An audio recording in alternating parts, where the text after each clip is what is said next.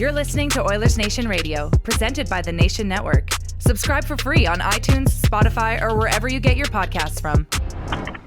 Welcome, ladies and gentlemen, Oilers Nation Radio, episode 118. I am Bag Milk. I am here with Nation News Director Zachary Lang, Nation Dan, and Tyler Remchuk. Boys, it is New Year's Eve. We're recording on a Thursday. I know this comes out Friday, but we're recording New Year's Eve. Everybody crack 'em, boys. Ooh, we decided that we were going to do a little bit different today. We're going to do some recapping of the year. We've got some Oilers news to break down. We are going to wind down 2020 as best as we possibly can, even though this is coming out on January 1st of 2021. And as we always do, I want to start with thanking our friends at Sherwood Ford the Giant in Sherwood Park, Alberta. Go ahead and follow them on Twitter at Sherwood Ford and on Instagram at Sherwood Ford _the Giant. It is now the season to... Dan, are you typing? Yeah, sorry. Dan's got stories. Dan's got the content. He's working on the content.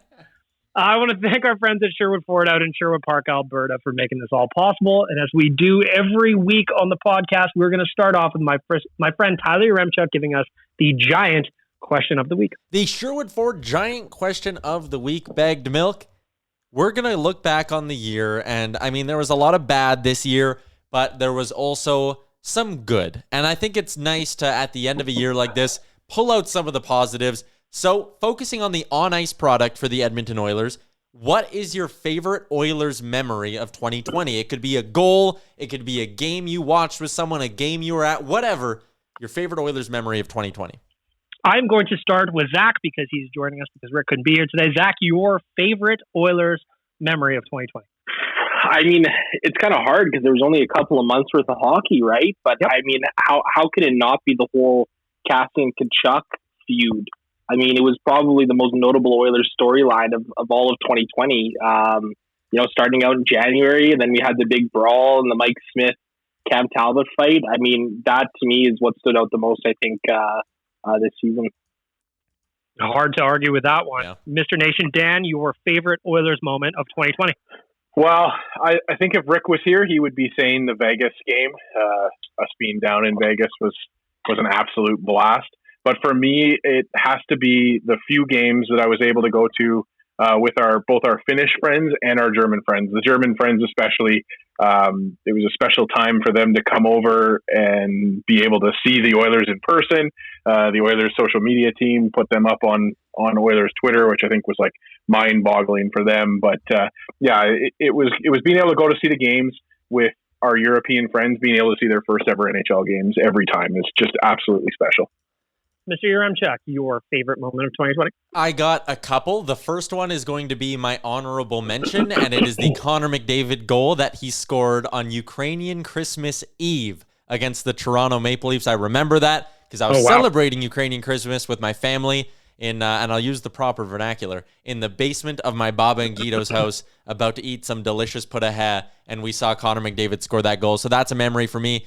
And in terms of a specific game, I'm going to go with Game 2 of the series against Chicago. I had a little Oilers playoff cohort, if you want to call it that, with my buddy John, who lives just down the street from me. He came over. We were drinking. That second game, the Oilers had lost, and we were both saying before the game, we said, McDavid's pissed tonight. He's going to be angry in this game. And McDavid, sure enough, scored 2 goals in the first 4 minutes. Me and my buddy John drank way too much that night, and it was a grand old time. Hard to disagree with that one. I'm also going to come up with 2 moments from this year that I think deserve some merit. My first is going to be that January 1st, 2020 was the start day for young Zachary Lang at the Nation. He is our Nation News Director. I was very, very pumped that he was starting. We didn't know at the time that it was going to be the weirdest fucking year of all time to start a new gig, but I'm happy to have you, Zach. You've done an amazing, lot of work over the past 12 months, and I'm happy you're here, buddy. It's a good year to have a news director. Thanks, buddy. I appreciate it. Congratulations on the hundreds and hundreds of articles you've written that had absolutely nothing to do with anything newsworthy because there was no hockey to speak of. So I actually totaled it up, and I've clocked in just under 1,200 articles this year across the network. That's insane. It is insane. So, you do a great job, buddy. Thank you for being here, and I'm very, very happy that we have you. Stolen from Calgary, and I don't regret it. But back to the Oilers, my favorite moment. I can't believe you guys left this layup here for me.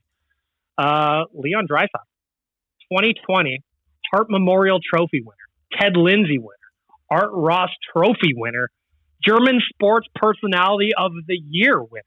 Leon Draisaitl, it'd be hard to think of somebody on this team that had a better year in 2020 in terms of just overall results. And that's a pretty funny thing to say when you consider that Connor McDavid is also on this team. So I think for me, Leon Draisaitl, it's hard not to pick him as one of the highlights of 2020.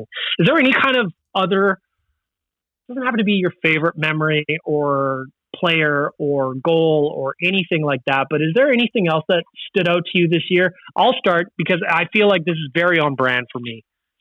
The fact that a lot of people in the nation started picking up on something that Tyler and I have been talking about for a long time, which is the Ryan Nugent Hopkins short side shot and celly. It's the exact same goal. It's the exact same shot.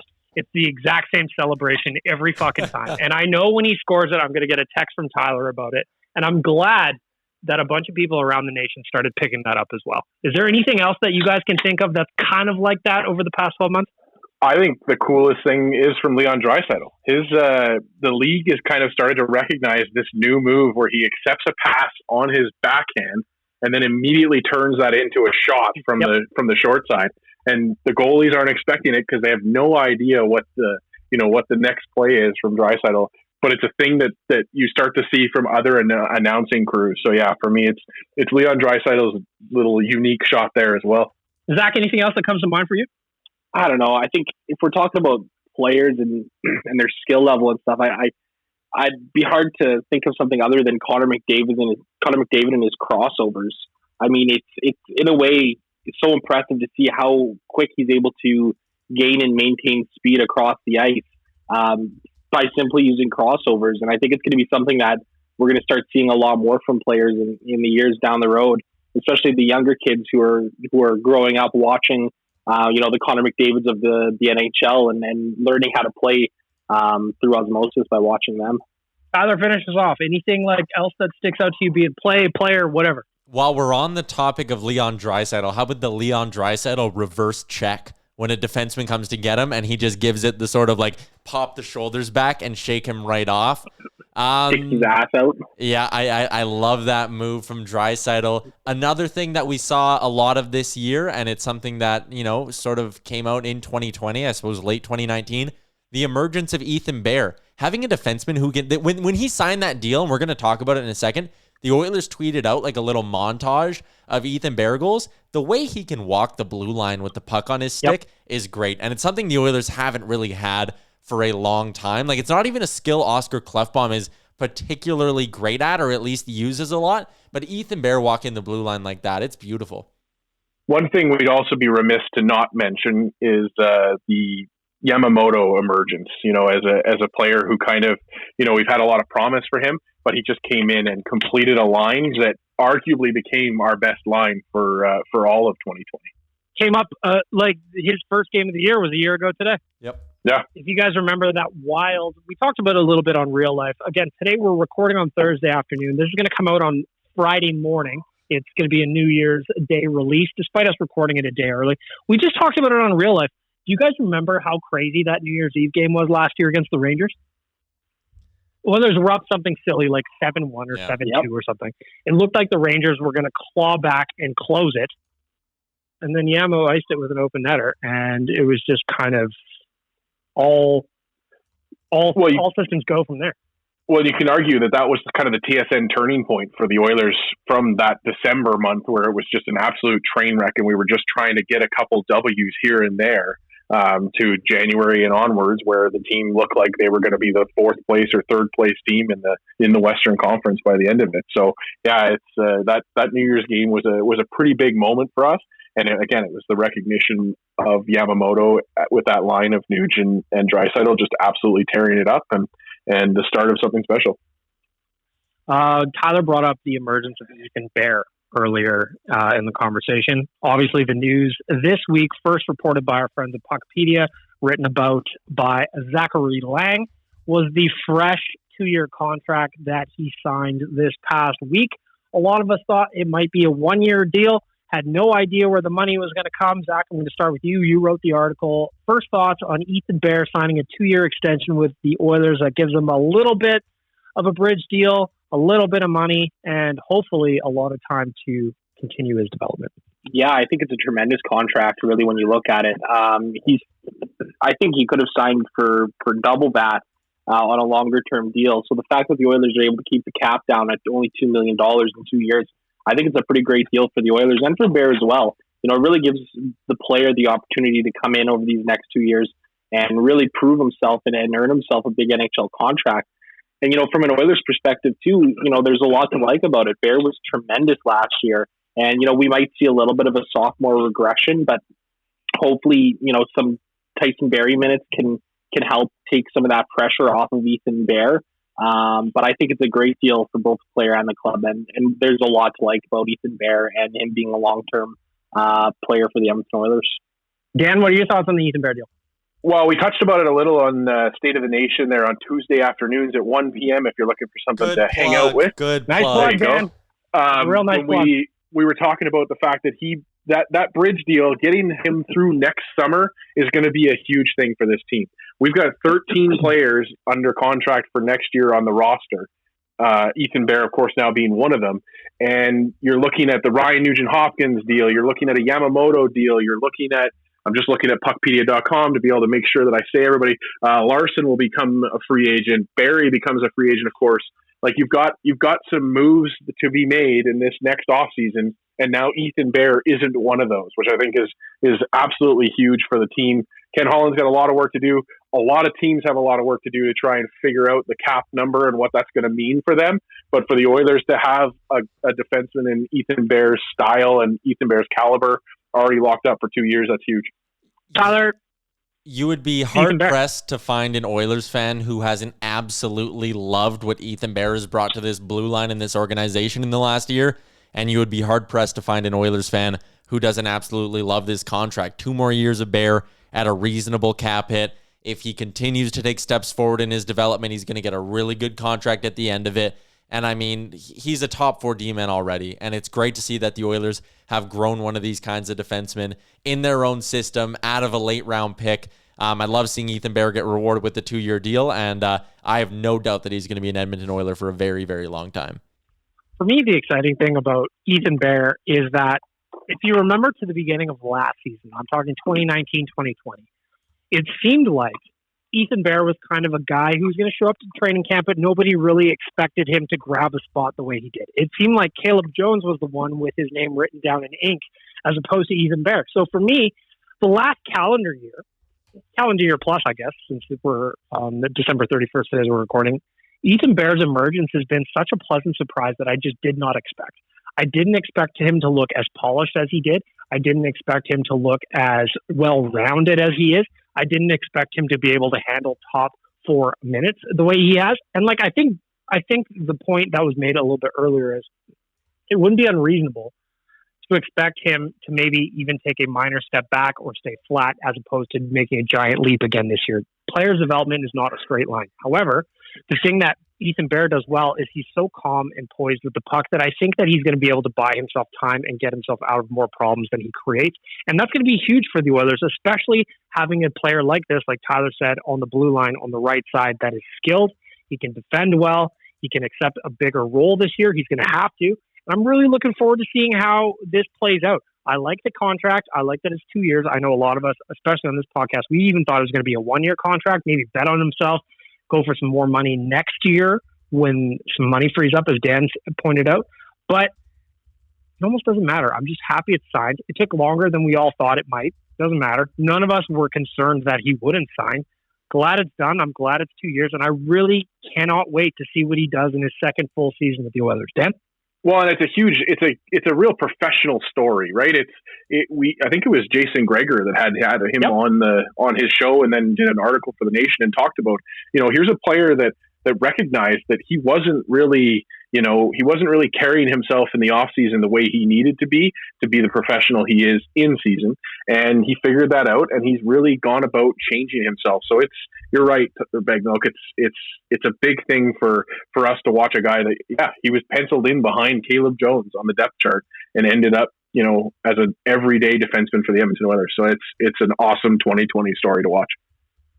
And the thing about Ethan Bear, too, is Tyler said it. He's got a skill set that isn't quite so common on the Oilers blue line. He can walk the line. He's got a nice shot. He's got a booming clapper. I expect him to get more power play time this year on the second unit, provided they're ever able to get on the ice after the first unit. But I think that there's also an opportunity for us to watch Ethan Bear grow over the next couple of years. And that's going to be a lot of fun because, again, this is a 5th-round pick that has developed into a top 4 defenseman. And that's not exactly a common story in the NHL. It feels like Clefbaum, early days of Clefbaum, where we had a promising young player that we thought, we could see something special from it, and we did. But yeah, it feels like early days of that kind of a player for us. Well, Bag Milk, you're spot on there too in a way, because how often do you see a 5th-round pick who's a rookie, who's a defenseman, step into the NHL and be a dominant player? Because I think that's what Ethan Bear was this year. I think at times Ethan Bear was a dominant player for the Edmonton Oilers out on the ice. He made the players around him better, and he definitely helped Darnell Nurse's game because of exactly that, the jack of all trades skill set that he sort of has. So, it's really impressive to see a young man like Ethan Bear step into the lineup and be as good as he was. Just 23 years old. He turned 23 this past June. It is wild, though. I'm looking at his page on Puckpedia right now. 5th-round pick from 5 years ago already. It just kind of shows that. Crazy. It just kind of shows that it takes a minute sometimes. Unless you're a Connor McDavid type player, sometimes it takes a minute. And I think this is a nice lesson for Oilers fans on being patient. I know, to me, this kind of reminds me of people getting really excited right now over Carter Savoy. But it's a reminder that, hey, it's going to take a minute. It's going to take some time for him to get here. And it's 21, 22, top left wing. It's going to be fun to watch. And I think this is just like the Ethan Bear story is a lesson in patience for a lot of Oilers fans that I think we all needed. And I think of that specifically when it comes to guys like Philip Broberg, Evan Bouchard, both of whom could play games potentially this year, depending on, obviously, Broberg's going to go back to Sweden, but who knows how that season ends. Bouchard's gotten invited back from Sweden already, so we'll see. You want to talk about being patient. Broberg didn't look great yesterday in the game against Russia, and I had people texting into the radio station today, multiple people, not just one or two. Broberg looked slow yesterday. There's no way this guy's going to be able to compete at the NHL level. And it's like one game, two. He had one leg. Like, he was playing on one leg. Ryan Rashog told us that when Team Sweden got to the rink, every player on the team went up the stairs, but Broberg couldn't. He had to take the elevator up. That's how bad his leg was. Like, his leg was, and Oilers fans are like, well, another bust. Career AHL D, man. It's like, geez, it's been like, come on. Patience. I shouldn't say Oilers fans, because that's painting with too many. Yeah, it's a World Juniors problem, and there are just some people who are naturally impatient and pessimistic. But it's like, you're right. Ethan Bear's a great lesson that you need to big picture. Yeah.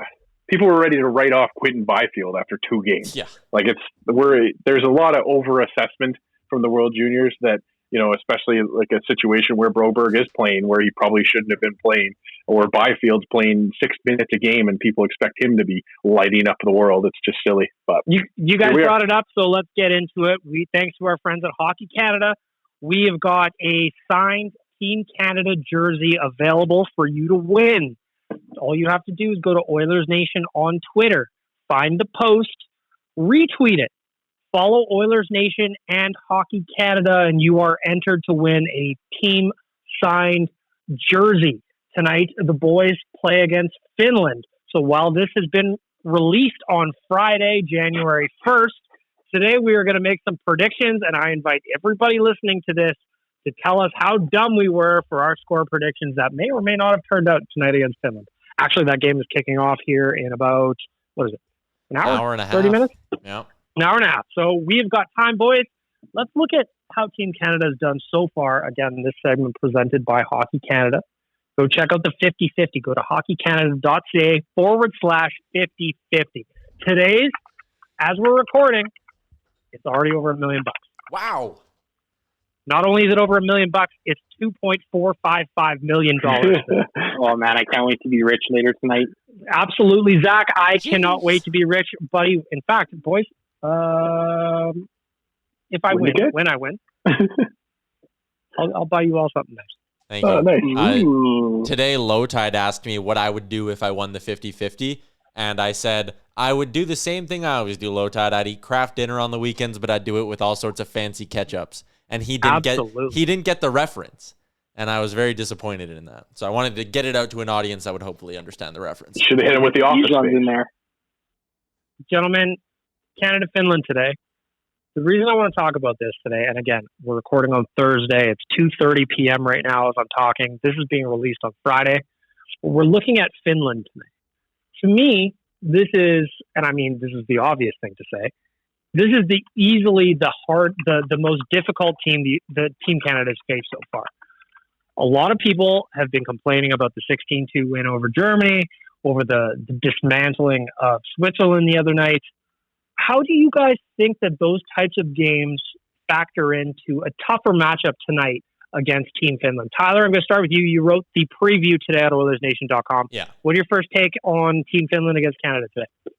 In this scenario, it could not have been more perfect that Canada started their tournament off with a very soft schedule. In other years, I kind of like when Boxing Day is a big matchup for Canada because it's like, bang, you're intense right off the bat. You're getting, you're getting the juices flowing early in the tournament.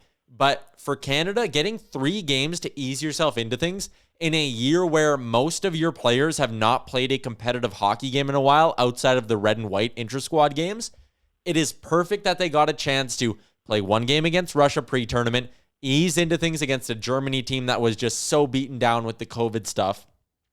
Got to play Slovakia. They pushed you a little bit, gave you a wake-up call, dismantle Switzerland, and it looks like they're playing their best hockey heading into a stretch of games that are finally meaningful. I think it was a perfect schedule setup for Team Canada, and I do honestly think, as I said in my pregame thing, they're playing their best hockey heading into this game tonight against Finland. They got 4 lines that are all playing well. Drysdale and Byram on the blue line look just absolutely terrific. They look like they're going to be future top pairing D-men right now. I know it's the World Juniors, and you shouldn't say statements like that after watching a few games, but they look incredible.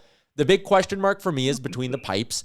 Devin Levi's been really, really good, and he's made some tough saves, to be fair to him, but it's not the same as when a team is suddenly going to hem Canada into their zone for 2 minutes potentially, and he's going to have to make 3 or 4 saves in a row. Like, that could happen against Finland, so I'm interested to see that if he's pushed a little more, how will Devin Levi respond? But for the most part, Canada's playing their best hockey right now. Finland's good. They have some high-end skill, but they don't have the depth to match up with this Canadian roster. I think Canada wins, but it's good that they're finally getting a bit of a push in the round robin. We're going to get some score predictions here to wrap up the segment shortly, but Mr. Zachary Lang, what do you think about how Canada's performed so far early in the tournament? Well, I mean, you're expected to blow teams like Germany and Switzerland, right? And now we get the true test with Finland, and I think the game comes at a good time. It fires the boys up right before the elimination games get kicked off, and it's going to be a good test. I mean, I think Finland's got a good team this year. They're certainly going to be competitive against Canada. I don't think it's going to be a blowout by any means. Should be a good game to watch. I'm interested to see what will happen. Dan, what are you expecting for tonight's game? Well, I think just to kind of echo what Tyler was saying too, and the fact is the Canadians, as bad as it is to say, were lucky that they had their COVID issues pre-tournament, and so yes, they missed games against the Golden Bears, and they didn't get to have their full complement of players just because some players got cut because of health issues. But yeah, I think that the runway up to this game has been really good for this team.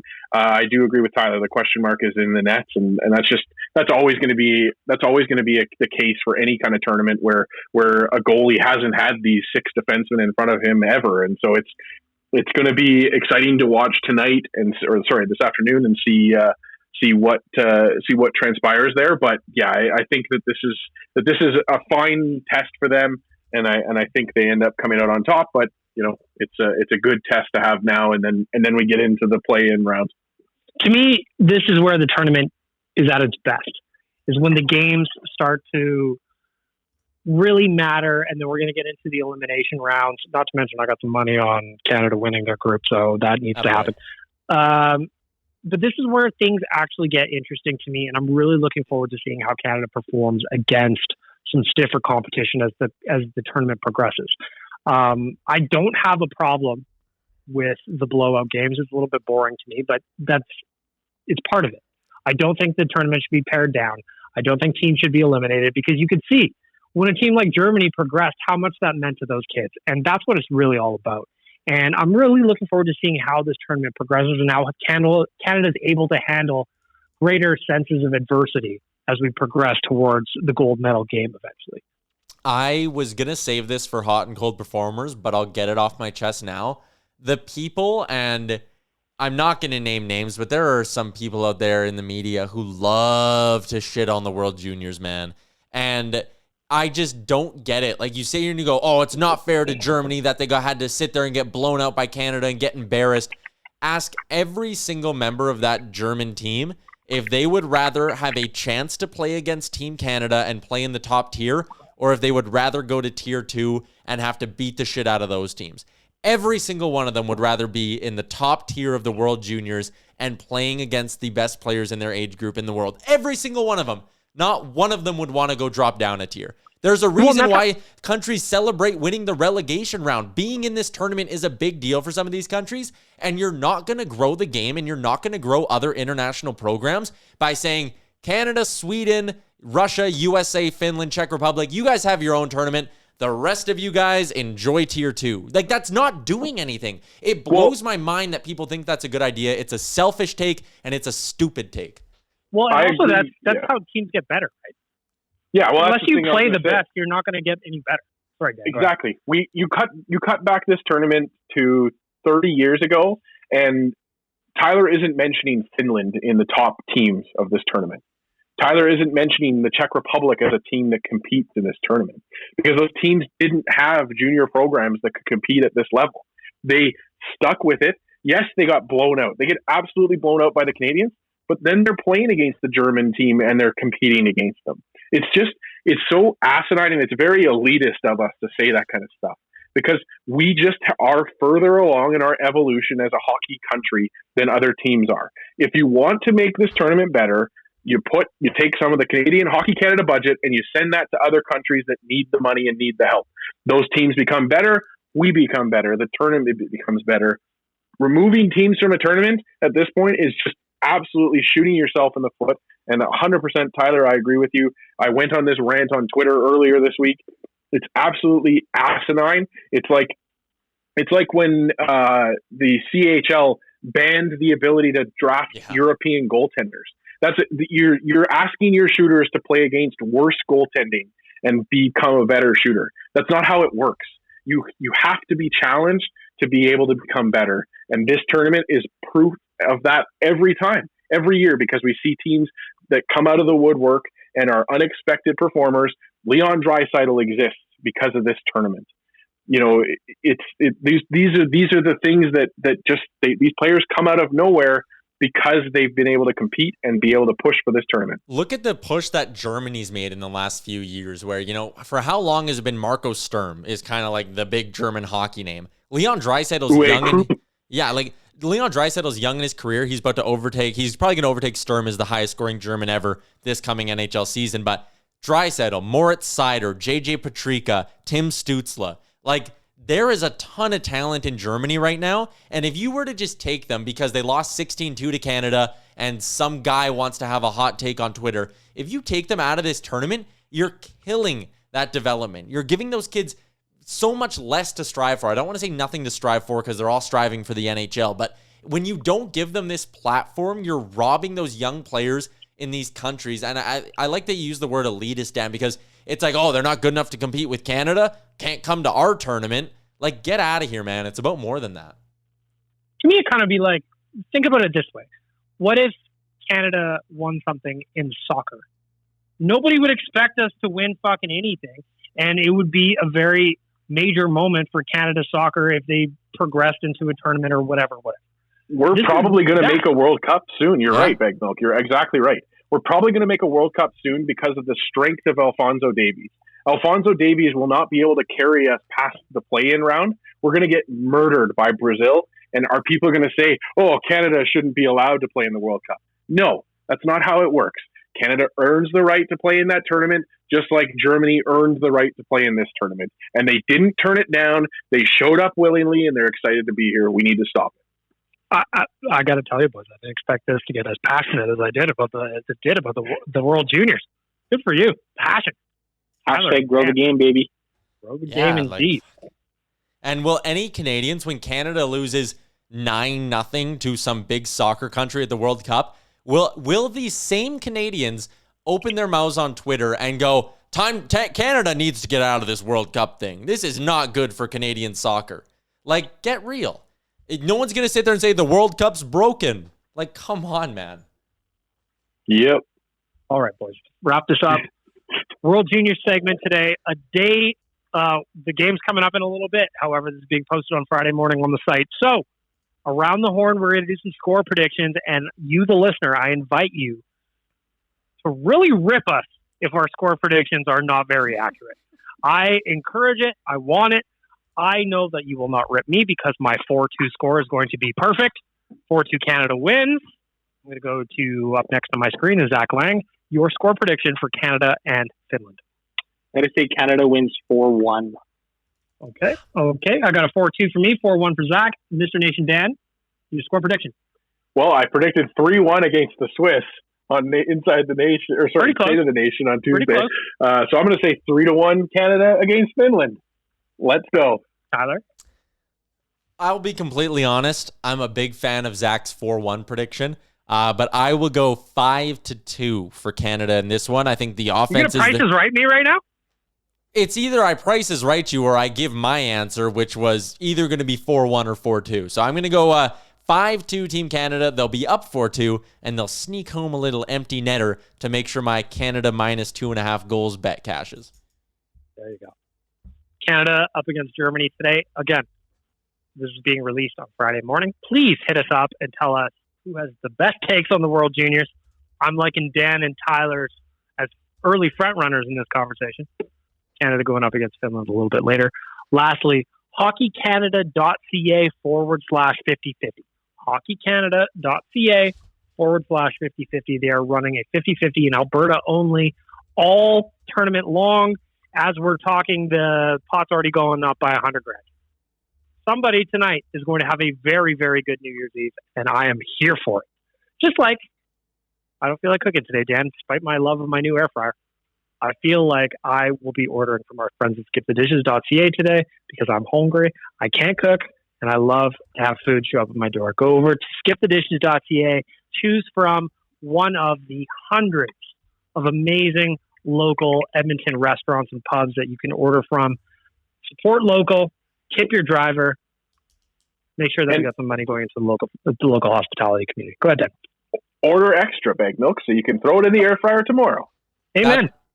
I talked about this on Real Life, but for my anniversary with my girlfriend this past week, I did oodle noodle on Skip the Dishes for dinner, and we had leftovers the next day in the air fryer. Perfect combo. Highly recommend. That's good living. Sounds good to me. Skipthedishes.ca. Go get yourself something to eat. All right.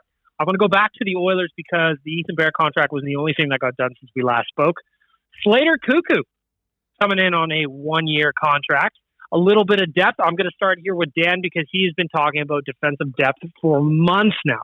Mr. Nation, Dan, your thoughts on the Slater Koekkoek 1-year deal? I've been begging for it. Been begging for some depth. Knew that Uncle Ken was going to hook us up. It was just a matter of time and, the amount of free agents out there. There was going to be a deal to be made. I'm super excited to see Slater Koekkoek come in. I don't think he's going to blow the doors off of anything, but the big thing, and we've been talking about it ad nauseum now for weeks about how this team, this schedule is going to be an absolute gauntlet. We saw it in the last couple of weeks now. It just broke out and saw the like I said, the gauntlet of games that we're going to see. So injuries are going to be a real thing. These guys, the 7th and 8th defensemen, your 13th, 14th, and 15th forwards, and possibly your third string goalie are going to be super important this year to be able to come in and replace players for stretches of games. Slater Koekkoek is just that for you. And, possibly if there's a player on the left side that falters, he is a guy that can come in and play, 14 or 15 games in that person's stead while they take some time off to figure it out. So it's a huge thing for this team to have some depth at NHL replacement level, not just the next guy up, William Lagesson, having to play above his weight class kind of thing. If you are into the fancies in Chicago, he posted Slater Koekkoek posted a 52.4% Corsi for a 53.4% goal for percentage. Mr. Zach Lang, what do you think about this Slater Koekkoek pickup? Yeah, I'm okay with it. I mean, he's probably the Matt Benning replacement as sort of a 6'7" defenseman. I like Benning because he brought more offense than what Koekkoek does. But at the end of the day, Koekkoek is a little bit more solid in his defensive zone, and I think that's what you need out of a 6th or 7th defenseman, is a guy who can come in and play strong hockey in his own zone and transition the puck up. And I think that's what Koekkoek can do for the Oilers. So it's a cheap deal, low risk, moderate reward, and how can you not be Koekkoek for Koekkoek? Koekkoek can do. The puns are just first of all, how much fun is Gene Principe going to have with some of the new guys this year? The possibilities for puns are endless. Tyler, your thoughts on Slater Koekkoek? 1 year, $850,000 with the Edmonton Oilers. Good move, good signing. I like having, Dan, you nailed it. It's going to be a year where a lot of guys are getting hurt, and not even a long-term injury. Someone's going to get nicked up, and you're going to be going into the second half of a back-to-back against whatever team. And remember, every game this year is a 4-point game. So you're going to want a dependable guy like Slater Koekkoek, who you can throw into the lineup at any given moment, and he can go give you a solid 14 minutes on the night, handle tough matchups like Zach said, and be good in the defensive zone. You cannot complain about this signing. If you complain about this signing, get out of here. Don't want to talk to you. Another thing that happened this past week is, again, this time I'm going to start with Tyler because you're a big PTO everybody guy. Hashtag PTO everyone. But Ken Holland extended PTOs to Devin Shore and Ryan Stanton. Stanton, I believe, has an AHL contract already for the Condors. Devin Shore, however, he could provide some reasonable depth provided that he sticks around. I think he's a perfect taxi squad candidate, a guy who can kind of play all three forward positions, someone who's likely going to be able to squeeze through waivers as well if you want to throw him on that taxi squad, or if maybe just give him he'd have to clear through waivers, but he likely would. I think he's a guy who can kill, if you need him to slide in as your fourth line center, he can kill penalties, he can keep up at the NHL level. I think this is a really smart ad. I think it's going to be more than a PTO. I think he gets a 1-year deal. Zach, what do you think about Uncle Ken bringing in some guys on a PTO? I mean, I'm pretty lukewarm on it, to be honest. I don't think Devin Shore is going to come in here and break down any big barriers, and I don't think he's going to even come in and beat anybody else for a job. But I've become a little bit more lukewarm to the PTO signing, and Tyler, you make a good point. He could be a good a good taxi squad kind of a guy. He's a veteran guy. He's played around the league for 4, 5, 6 years now. He's put up 10 goals in the season as a depth forward. So, you're going to need the bodies. Guys are going to get, hopefully nobody gets COVID, but you got to prepare for that being a situation, right? And the injuries too. I think, bringing in a guy like him, there's really no harm in it. Dan, you love the depth. What do you think about Uncle Ken extending a couple of PTOs? It's a great message to the team, right? You bring in, again, another replacement level, NHL replacement level fourth liner, and it's a message to the Jujhar Kharas, the Gaetan Haas's of the world that, if you guys don't come into the season guns a-blazing, there's guys waiting to take your job from you. It's not all just going to be AHL level players. It's some actual NHL guys that, like Tyler said, they maybe can slip through the waivers and not be a big on anybody else's radar. But they're guys that could come in and replace a Jujhar Khaira if he isn't the Jujhar Khaira that we hope he can be.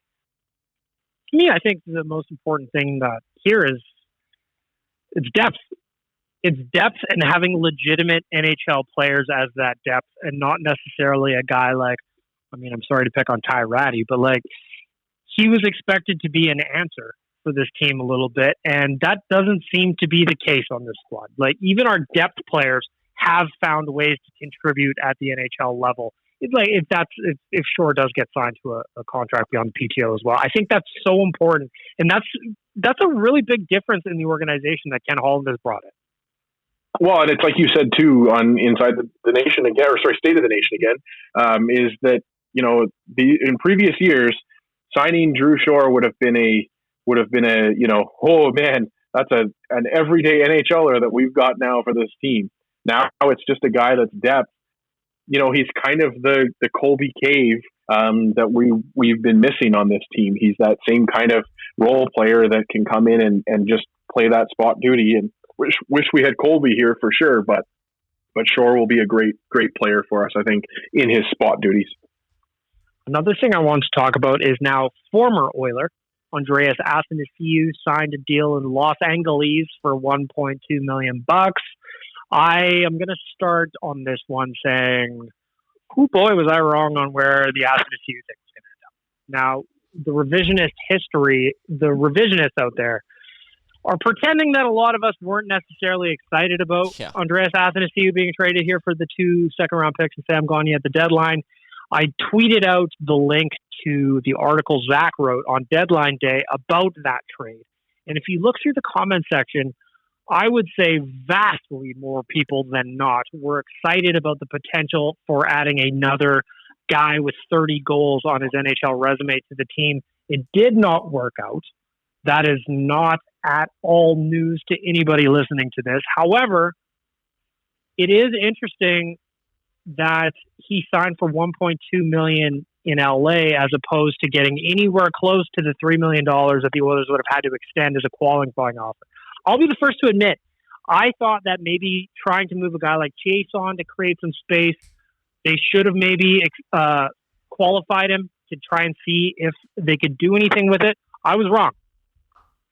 Yeah, me too. Maybe you weren't. Based on what Ken Holland did with the space that it would have taken to sign Athanasiou, based on the players he brought in with that space, based on the amount of guys that he was able to acquire for the cost of a Athanasiou and a Matt Benning, which would have been about $5 million. I was wrong. Tyler, you're up.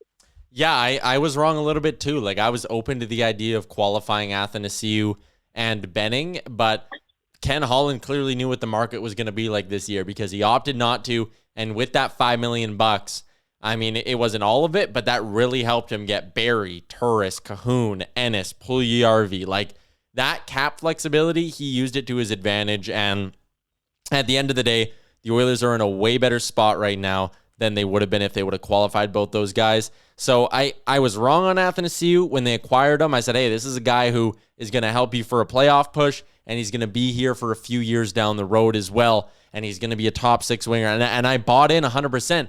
But then the pandemic hit, and then the cap didn't go up $6 million, and then Athanasiou really never got comfortable here in the bubble. And it was just so many things that rolled into one. And I even struggle saying that the people who loved the Athanasiou thing at first were wrong, because you'll never know. If the pandemic didn't happen, which Ken Holland didn't know that was going to happen at the deadline, if that doesn't happen, this plays out totally differently, in my opinion. You're exactly right. Dan, before I hit up you next, I know you've been vocal about it on social media. I think this is just trying to double down to make that trade work could have arguably blown up in Ken Holland's face way worse than it would be to just let Athanasiou walk away. We're talking about the sunk cost fallacy, and it's just, you can't double and triple down just to try and make your bet work. And I think that's what it would have been, especially if he had to qualify him at $3 million plus whatever the increase is. It's like 10% or something like that. That would have been a heavy bet to make with no cap space. Dan? Well, I think you guys are also being hard on yourselves, because I also do believe that Ken Holland probably explored the option of trading Chase on somewhere else and making that deal, and it just probably wasn't available to him. I have to believe that everything we've seen from Holland, he explores all options. And so, yeah, I think you guys are being hard on yourselves for that. But again, I said it on Inside the Nation, that March the 15th date, the world changed, and we can't pretend that didn't happen. You can't pretend that everything didn't shift from that moment to now, where the cap is different than it was back then, or was supposed to be back then. The players that were available are different than they were supposed to be back then. Tyler Ennis was not expected to make $1 million this year. Like, he was projected to be up in the 3s and the 4s. We thought he was just a signing for the offseason, and then and then he'd be gone. So there's so much that has changed in our world, and we can't lose sight of that for the fact that, yes, it would be nice to have Athanasiou on this team, but he just didn't fit into the scheme. And, he went to a team in LA, which is really not going to make a lot of noise in that West Division this year. So he's not really on a competing team. He got his money. He'll go prove his worth and hopefully be able to get that contract next year. But I don't think you guys are necessarily being fair to yourselves in the sense that I think that to a person, everybody was excited about this trade.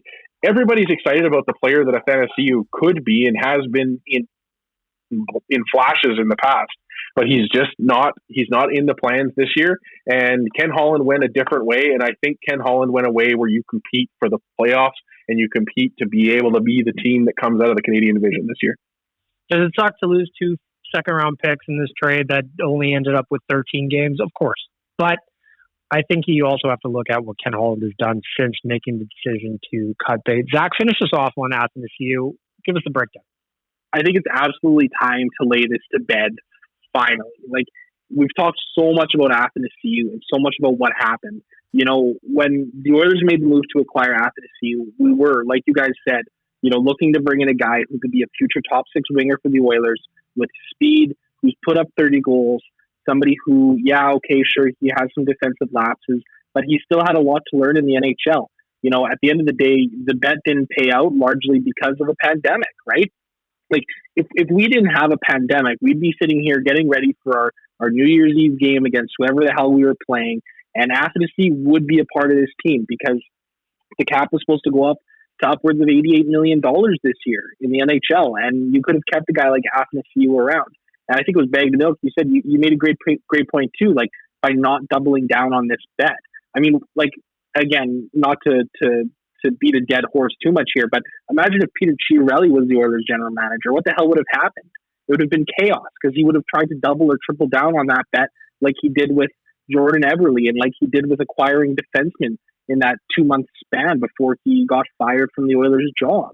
So, I think we're lucky to have a guy like Holland who said, okay, like, it didn't work out. Let's call it a wash and let's move forward from it, right? I mean, I'm a big Alex Chason fan. I'm absolutely an apologist of his. I think he's a great 4th-line winger who can step in on the power play and put up some points. And I think at the end of the day, Athanasiou didn't quite do enough here to even be worth it. And, I think the Oilers had offered him a 1-year deal around $2.2 million this past year, too, to keep him around. And he thought he could have a better opportunity or get more money elsewhere. And, well, hey, look what happened, right? I mean, so many teams were on a cap crunch, and look how long it's taken for guys to sign, right? Like Mike Hoffman's just getting that PTO now, and he's probably going to sign for a $4 million deal. It's kind of crazy the way that everything's shaking down, but I think it's time to finally lay that Athanasiou era to bed. It is weird, right? It's one of those ones where you have to separate the trade at the time that it went down in February at the deadline day with what has happened in the months since. But it seems like there's a lot of people that just can't do that right now. And I think we have to. And Zach, I think you put it very, very well. Athanasiou is now a Los Angeles King. We'll see how he does. Maybe he has himself a good year. Maybe he doesn't. Who knows? We'll find out in time. But what I do know is that the Oilers did a bunch with that $3 million it would have cost to keep him. And I'm excited about the opportunity to watch those guys that Ken Holland brought in. So it is what it is. It is what it is. I hope all the best for Andreas Athanasiou. He's an Oilers led. Our boy Josh Park will have a video bidding him farewell going up on social media today. I watched it this morning. It is fucking hilarious. I mean, it's sad, but it is hilarious. Before we get to our hot and cold performers to wrap up this week's podcast, I also want to mention a former Oiler that announced his retirement this past week, Mark Letestu. The guy was a beauty in the bottom 6 in his time in Edmonton. He moonlit on the power play at the half wall. He set a career high in goals in Edmonton. He had himself a hell of a time. I've got one of my favorite videos of all time is from when the Nation went to Winnipeg. We got a whole bar chanting Mark Letestu's name. It was wonderful. I just want to go around the horn very, very quickly. just some thoughts on Mark Letestu's retirement and even some memories on his short time here with the Oilers. I loved him, man. Elk Point's finest. Anytime you get an Alberta boy and an Alberta Junior Hockey League product as well. Shout out to the former Bonnyville Pontiac, Mark Letestu. Yeah, he's just a beauty and a big part of that 2017 run. And you love seeing, like, in the moment, those depth guys who have their career years. Like a guy like Letestu who fought so hard to get there, for him to have that one season where he was such a big part of a playoff team. He outscored McDavid in the playoffs that year, man. Like, it's unreal. I loved having him here in Edmonton, and just a great pro. You'll never hear anyone say a bad thing about Mark Letestu and the interactions they have with him. So stick taps all around on a great career from Mark. Nation Dan, Mark Letestu. Well, we talked about it a few times in the last couple of weeks. We've been talking about glue guys on this team, and Letestu always strikes me as one of those glue guys. He was just a guy that, like you guys said, he keeps you interested with those third and fourth line minutes and being able to rack up the points. But he's also just a good guy to have around your team. And like Tyler said, he's outscoring Connor McDavid in the playoffs, and I'm sure he didn't take a chance to remind Connor of that every once in a while, that should have, though, right? Able to do that. Had to. Yeah, absolutely. You earned that right in that time, and those are the guys that we look back on years later from these playoff runs, where it's the Rem Murrays of the 06 playoff run, the Daniel Tarnquists, where it's guys that you just kind of forget, but then you look back fondly on. And so, yeah, all the best to him in retirement, and just a pleasure to have him in the Oilers blue for when we did. Zach, your thoughts on Mark Letestu? Yeah, I don't think I can add anything more than you guys said. An absolute glue guy who's great in the room, a great veteran to have around the Oilers. And, all the best to him and his next adventures. 220 games with the Edmonton Oilers, 34 goals, 45 assists for 79 points. That's not too bad for a bottom six guy. Set his career high in the 2016-17 season with 16 goals and 19 assists for 35 points. That is a solid little season for a guy who's a depth player. We tip our caps to you, Mark Letestu. We wish you all the best in retirement. That is a hell of a career. That is 11 years in the NHL, 567 total games for 210 points between CBJ, that is Tyler's Team 2, the Pittsburgh Penguins, Edmonton Oilers, and finally 7 games with the Winnipeg Jets. So I can't imagine it's going to be long until Mark Letestu finds his way behind the bench at some level. I don't know if anybody can remember off the top of their head, but when he spoke to the media, post-game, pre-game, whatever, probably one of the best quotes on the team from that time. He was a very, very smart player, and I just want to give him a little tip of the cap. Mark Letestu, we appreciate you. Tyler, it is time to get your buttons ready, my friend, because we are looking at the Tourism Jasper hot and cold performers of the week. It is the perfect time to head out to Jasper. Not only is the weather very nice here in Alberta, but they also give you a plenty of outdoor options to do, be it cross-country skiing at Marmot, some snowshoeing, checking out the town itself. Jasper is the place to be this winter, and we encourage you to get out to the mountains and enjoy our beautiful, beautiful scenery in our province. As we do every week, boys, we start off with our veggies in the hot and cold performers. So we're starting with the downside of the past 7 days of our life. Zach, you are joining us as a special guest this week. I'm going to start with you. Your Tourism Jasper cold performer of the week. Now, Bag, you are going to be my cold performer of the week here for a certain tweet that you sent out yesterday saying that you might not be eating beets after Oilers' losses this year. And I don't know how to feel about that, and I know you have some thoughts on it, but I think you're ice cold for that take, my friend. What the hell is going on? Well, Zach, I think we just found a solution just on real life right before we started recording this. I'm not gonna say it here. Go listen to the real life podcast that we just recorded right before starting this. But Zach, to give you a little teaser, broadcast ain't going anywhere. And this year may get weirder than any of the past years. So I love weird. While the beats may or may not be a part of those post games, there will be some interesting shenanigans going on if the Oilers lose. Dan, you are on mute. I'm coming to you. You're next up for our Tourism Jasper Cold Performer of the Week. Cold Performer of the Week is going to go out to all those non-Oiler fans who are complaining about our Oilers goal horn.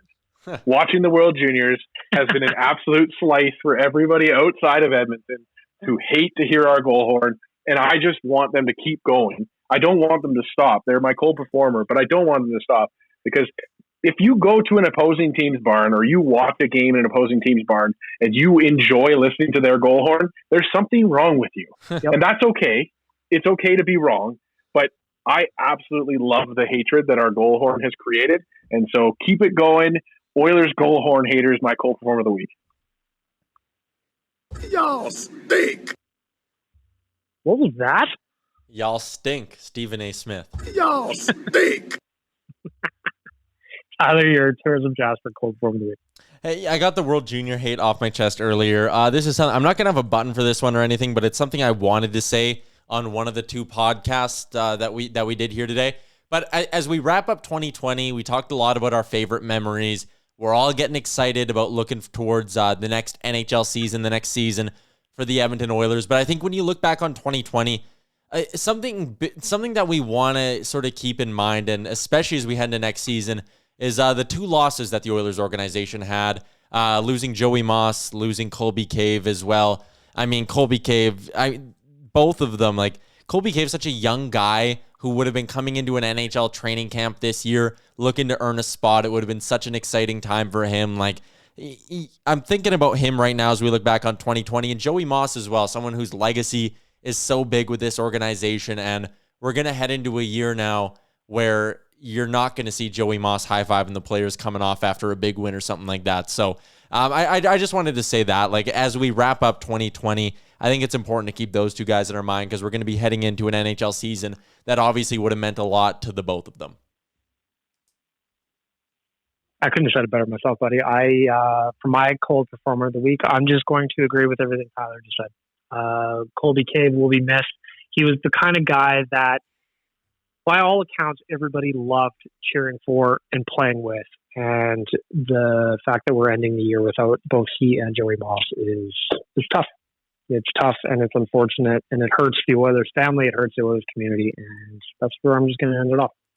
So we're going to go flip to the other side of the margin. We're going to flip to our bright sides from the past 7 days, or even the year as a whole.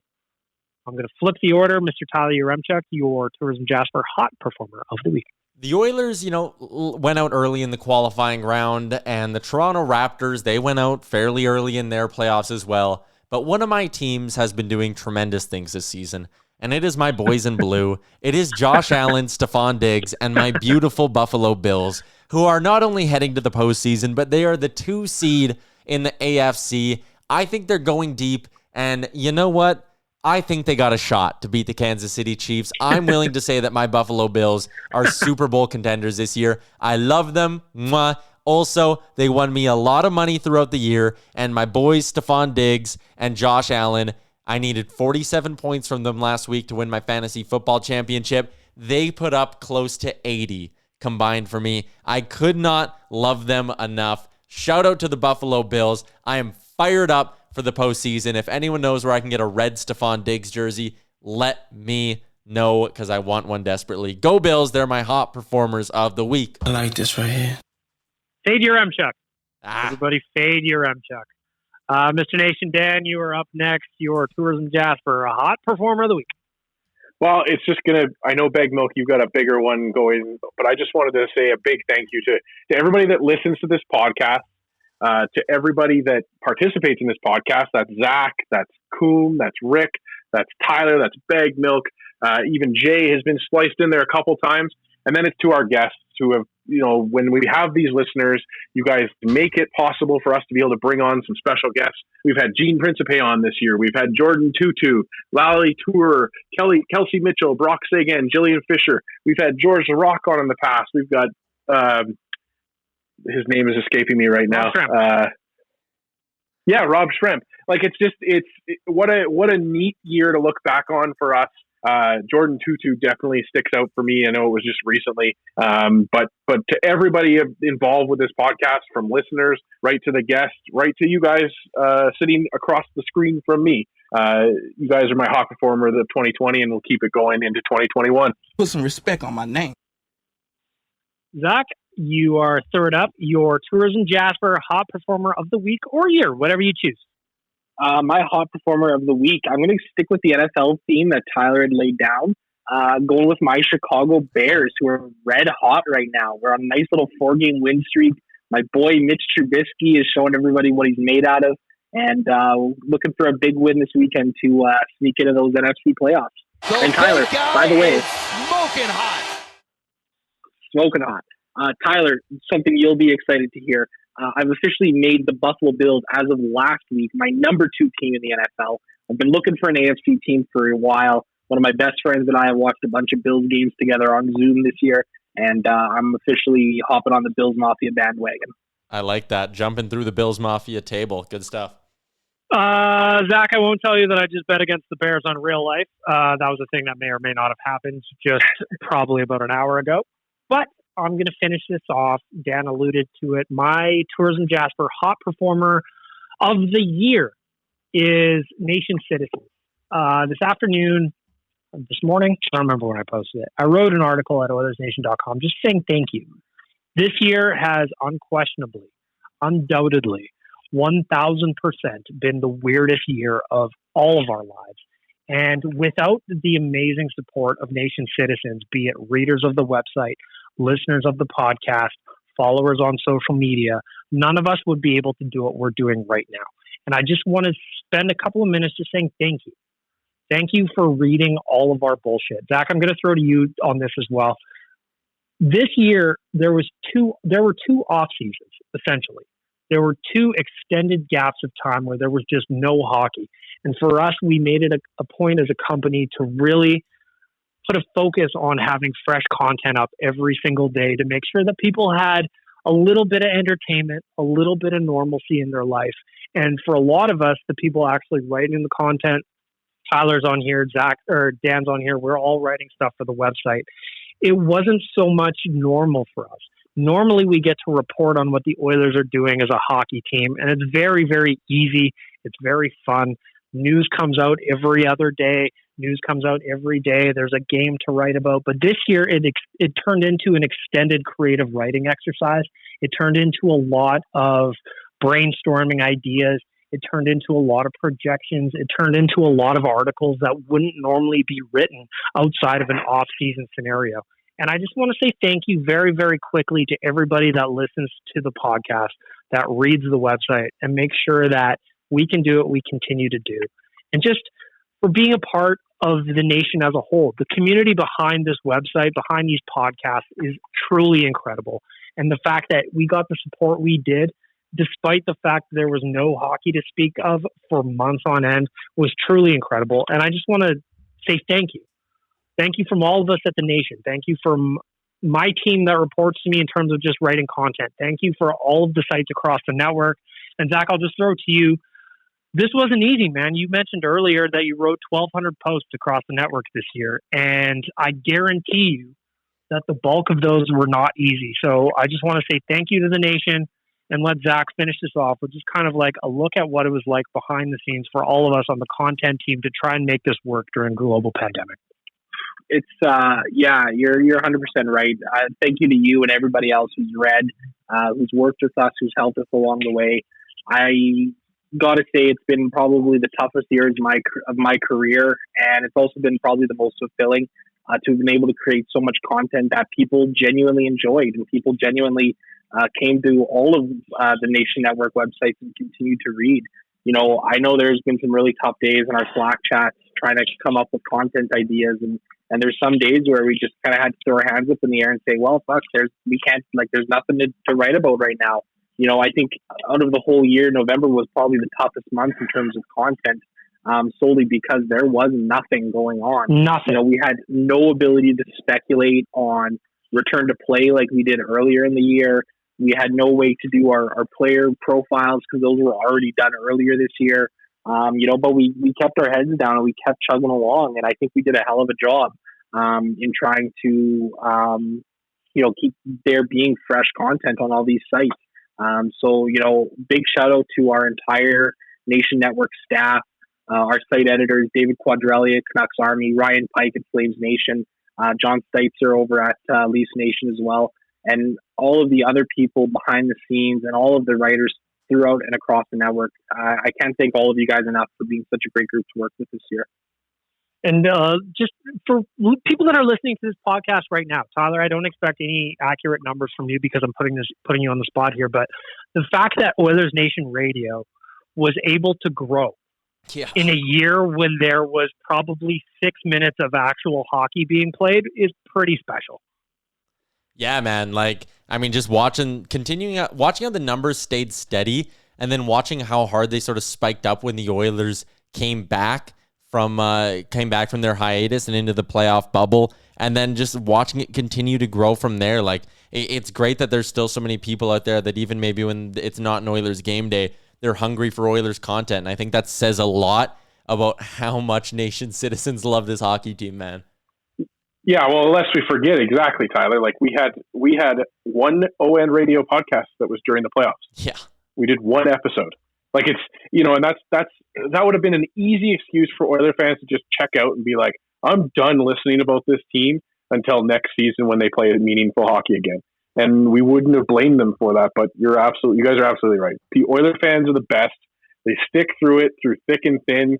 They listen to us talk about Arby's, beef and cheds, and all the other nonsense that we talk about. But we also get to talk about meaningful stuff and fun stuff with the Oilers, and it's because people listen, it's because people engage, it's because people pay attention. So it's Oilers fans are the best, and it's just an honor to be able to broadcast and work with them. From all of us at Oilers Nation, from all of us on Oilers Nation Radio, my tourism Jasper, hot performer of the week, is every single one of you that listens, that clicks, that reads, that retweets. We cannot say thank you enough. You are my hot performers of the year. I didn't have a button ready, sorry. You are my hot performer. All right. Before we end this off, around the horn, real quick, we're going to take one specific Edmonton Oilers player, and we are going to give them a New Year's resolution for 2021. And that is how we end off our podcast for the year 2020. Mr. Tyler Yaremchuk, producer of the podcast, producer of the Real Life podcast, producer of the Oilers Game Day podcast. Yes. Your New Year's resolution for a specific player, please. Okay, I got a couple of them, but I'm not going to use two because that would be unfair to everyone going after me. My resolution, you know what? I'm going to give it to Connor. My resolution's for Connor McDavid. Connor, shoot the puck more, man. Teams are going to be paying a lot of attention to Leon Draisaitl this year. I want you to flex your goal-scoring muscles. Connor McDavid, I want you to track down a Rocket Richard trophy. I want you to show the NHL that not only is your vision deadly, not only is your speed deadly, but your shot is as well. Connor McDavid, my resolution to you, shoot that puck more. Nation Dan, pick a player and a New Year's resolution for that player, please. Mikko Koskinen, our monster Finn, the man that they cheer for across the world. Mikko Koskinen. I want you to walk into your net, and I want you to look at that net and say, you know what? For the rest of my NHL career, this is my net. The Edmonton Oilers need a number one goaltender, and I am going to be it. I am Mikko Koskinen, and this is my year. Mikko Koskinen, number one goaltender. That's my New Year's resolution. Zach Lang, pick a player and a New Year's resolution for 2021. I'm actually not going with a player, and you guys are really going to like this one. But my New Year's resolution is for Dave Tippett to bring back the stash. Bring back the stash. Please, 100%. Dave. Please. Actually, I think I saw his wife, Wendy, had commented somewhere on Instagram or something like that, where she actually said she would like him to bring back the stash as well. So, Dave, if you're listening to this, I know you're probably not, but if you are, by chance, he does, of course. He does. Please, Dave, please, we beg of you to please bring back the tip stash. Dave Tippett's actually confirmed it to me at the Spectre Golf Tournament that his wife loves the mustache, so he's the only thing holding this back. What? Dave, come on, man. Dave, you're killing me, buddy. He's going to do it, and it's going to have to stay under a mask all year on the bench. It's going to be great. I can't wait to see it. I just want to see it creeping up the side. My New Year's resolution is, of course, I'm on brand. Ryan Nugent Hopkins.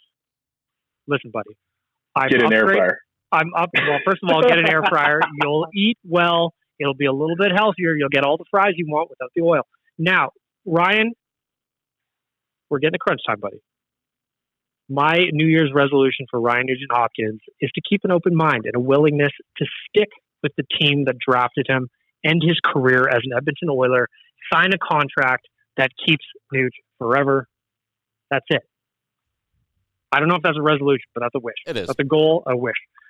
From all of us here on the podcast, to our friends at Sherwood Ford the Giant, Hockey Canada, skipthedishes.ca, and Tourism Jasper, thank you so much for listening to Oilers Nation Radio all year long.